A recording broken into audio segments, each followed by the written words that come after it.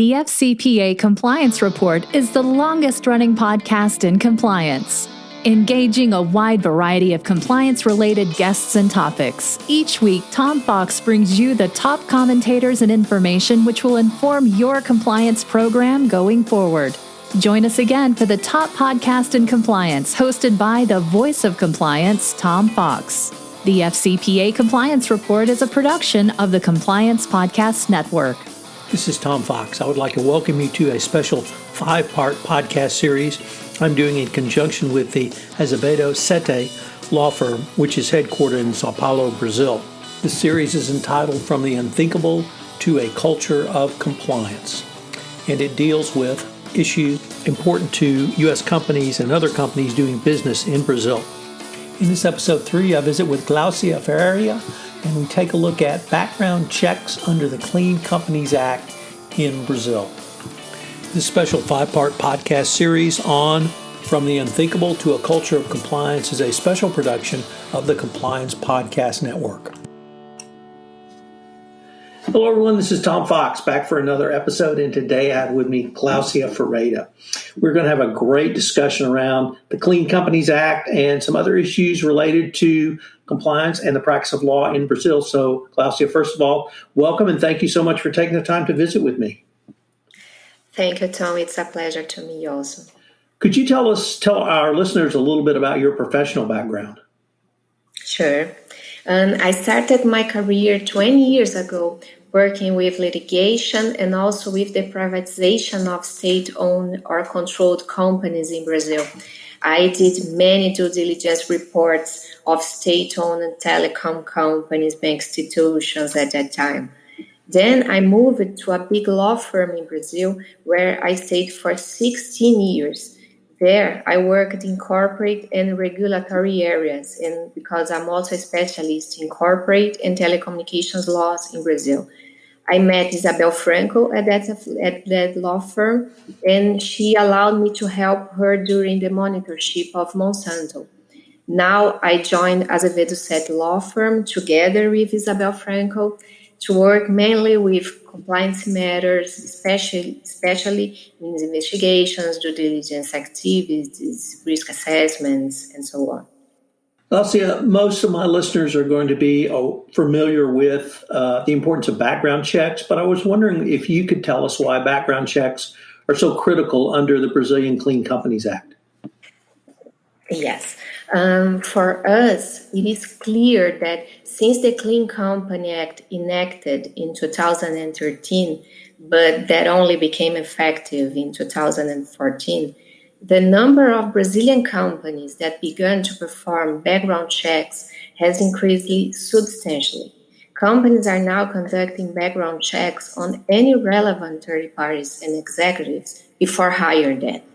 They also check companies with which they intend to carry out M&A transactions.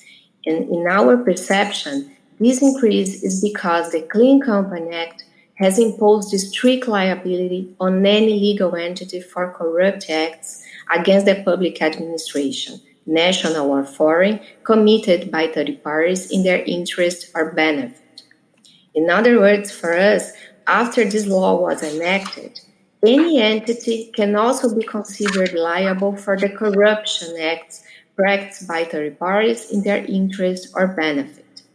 In the case of M&A transaction, the successor company must pay the corresponding fine and fully repair the damage caused by the prior company up to the limit of the equity that was transferred.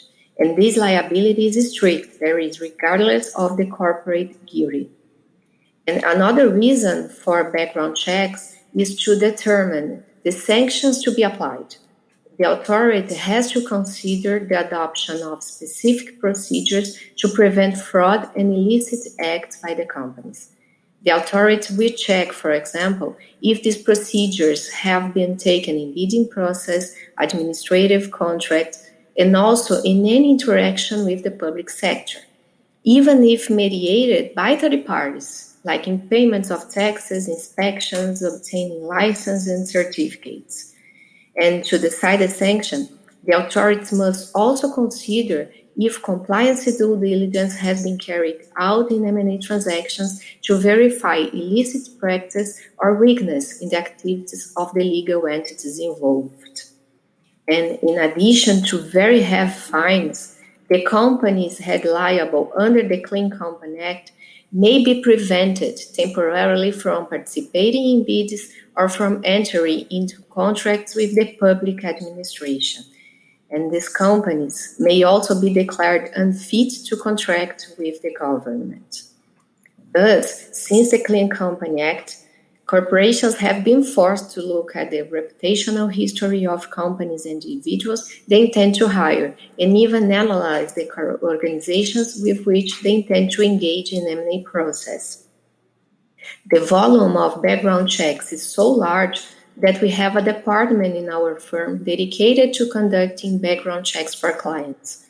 We have fixed contracts with several clients to perform background checks of third parties to be hired and also senior executives. Our reports have been a beacon for clients to proceed with the hiring or not of a third parties. Glaucia, there you focused on reputational risk, but I was wondering about financial or security background checks. Although these background checks boom grew exponentially only after the Clean Company Act, that is, after 2014, the financial institutions and other organizations authorized to operate by the Brazilian Central Bank already had to do that before. These institutions must implement international control policies and procedures with the specific purpose to prevent their use in money laundering crimes. They have to adopt systems that allow confirmation of the client's registration information, identification of the financial beneficiaries of the operations, the definition of whether the clients are politically exposed persons or PEPs. They should only initiate a business relationship with the clients if the client can make a statement about the purposes and the nature of the business relationship with the institutions. And also, the bank must collate a data that shows if the clients are PEP or not. If a client is described as a PEP, the institution must be able to identify the origin of the funds involved in the transactions of this client.